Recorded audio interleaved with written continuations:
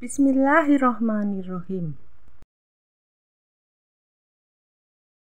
Ada seseorang yang bertanya mengenai halalkah buah yang berasal dari tanaman tetangga yang dahan dan rantingnya berada di luar pekarangannya, yaitu berada di pekarangan rumah kita.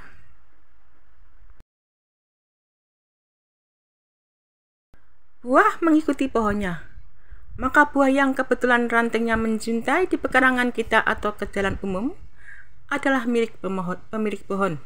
Tidak boleh mengambilnya kecuali dengan izin sang pemilik.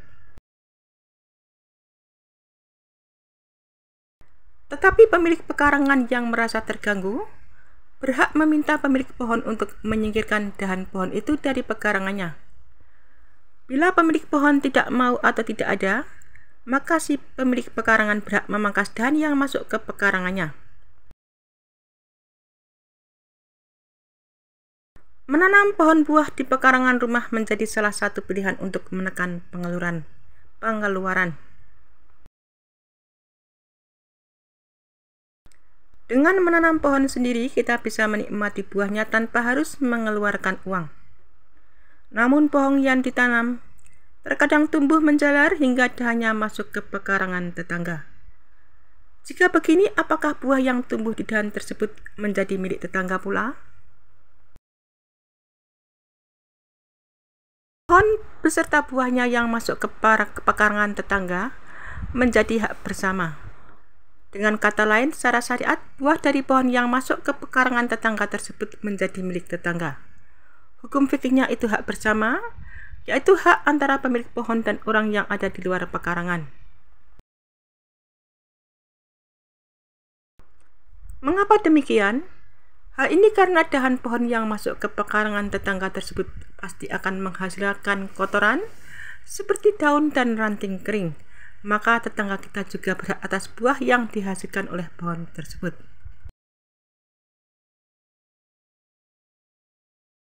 Meski demikian, kita tetap harus memperhatikan adab sesama tetangga, meskipun ada beberapa hal yang boleh secara syariat Islam.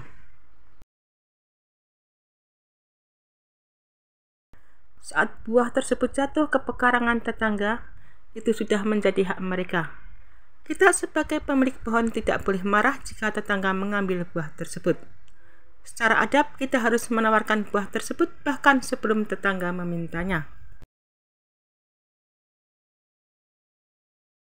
Sementara itu, sebagai tetangga, mereka tetap perlu menunggu si pemilik pohon menawarkan buah tersebut. Jadi sebelum tetangga meminta, pemilik pohon sampaikanlah baik-baik.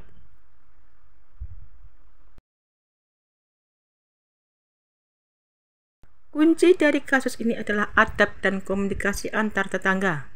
Dengan berkomunikasi secara beradab, kehidupan bertetangga akan berjalan dengan baik dan lancar. Adalah tidak benar bahwa buah tersebut menjadi milik umum karena buah tersebut tetap milik pemilik pohon. Memang ada beberapa hadis yang menunjukkan halalnya seorang musafir yang lewat lalu memakan buah yang ada di kebun orang dengan syarat ia telah berteriak memanggil pemilik kebun 3 kali dan dia memang lapar atau perlu memakan buah itu. Namun kalau tidak ada jawaban, barulah ia boleh mengambil sekedar makan di tempat, tetapi tidak boleh dibawa ke dalam bungkusan. Rasulullah SAW bersabda, jika seseorang dari kalian mendatangi sebuah kebun dan dia ingin makan, maka hendaknya dia memanggil, wahai yang punya kebun 3 kali. Kalau tidak ada jawaban, barulah dia boleh memakannya.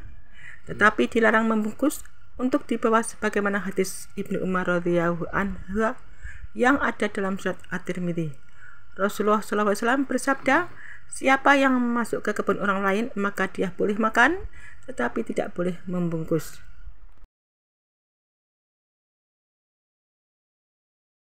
Ini semua berlaku bagi musafir maupun masih ada khilafiyah rinciannya di kalangan para ulama mazhab.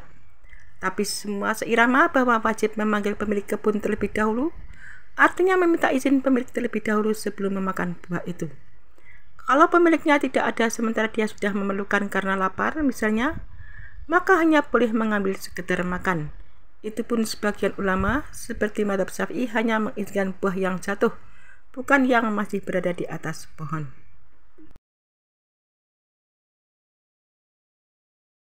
Islam sangat mengatur kehidupan manusia, bukan hanya dengan Allah, tetapi juga dengan sesama manusia, bahkan dalam urusan sepele seperti memetik buah. Manusia adalah makhluk sosial yang saling membutuhkan dalam banyak hal di kehidupan ini. Dalam banyak hal, orang yang selalu sigap membantu kita justru adalah tetangga, bukan saudara. Oleh karena itu, dalam Islam diajarkan untuk memuliakan, menghormati, dan tidak menyakiti tetangga. Namun demikian, dalam kehidupan tidak semudah yang dibicarakan. Ada banyak hal yang tampaknya sepele, namun menjadi sebab permusuhan tidak dapat dihindari. Contohnya, dedaunan pohon yang berserakan di tanah milik tetangga, ranting pohon yang menghalangi masuknya cahaya ke dalam rumah tetangga, dan lain sebagainya. Lantas bagaimana sebenarnya etika bagi pemilik pohon yang hanya menjulur ke rumah tetangga?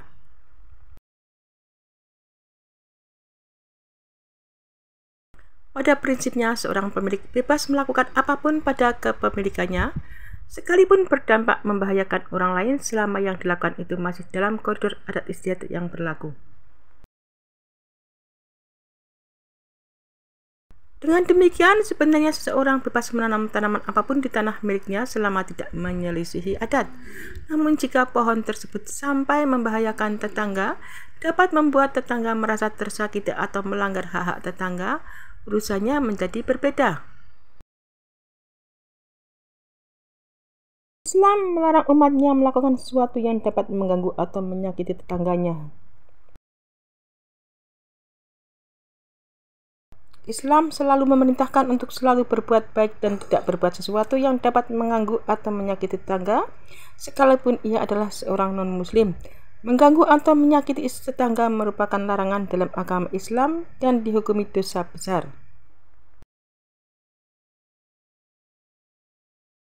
Dengan demikian, sebagai bentuk kemahalan perintah berbuat baik kepada tetangga dan larangan menyakitinya, dalam konteks ini pemilik pohon seharusnya sejak hendak menanam pohon memperkirakan jika pohonnya nanti tumbuh besar akan berakibat mengganggu tetangga atau tidak.